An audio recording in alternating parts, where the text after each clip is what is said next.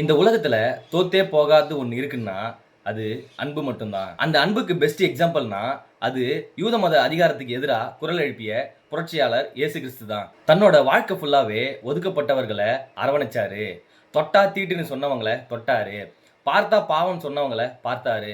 இன்னைக்கு இந்தியாவில் தலித் மக்கள் சேரிலையும் மற்ற சமூகத்து மக்கள் ஊர்லயும் இருக்கிறது போல அவர் வாழ்ந்த காலத்துல கலிலியா சமாரியா போன்ற இடத்துல தான் தலித் மக்கள்லாம் வாழ்ந்தாங்களாம். அவர் அதிகப்படியான மக்களை அமைப்பாய் திரட்டி அந்த 2 இடத்துல தான் களப்பணி அதிகமா செஞ்சாராம். வேசி தினத்தில், அதாவது விபச்சாரத்துல இருக்கிற ஒரு பொண்ணு கையும் களவுமா மாட்டினா அவங்கள கல்லாலே அடிச்சு கொல்றதுன்னு சட்டம் அந்த காலத்துல இருந்துச்சாம். ஒரு முறை ஒரு பொண்ணை பிடிச்சி இயேசு அவர்கள் முன்னாடி நிறுத்தினாங்களாம். அதற்கு அவர் சொன்னது, உங்கள யாரு தப்பு செய்யலையோ முதல்ல அவங்க கல்லேறிங்க.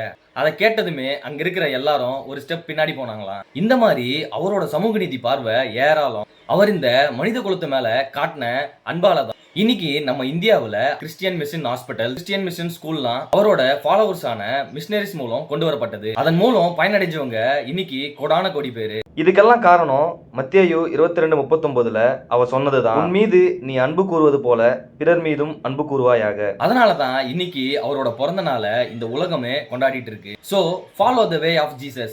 Spread humanity, spread love.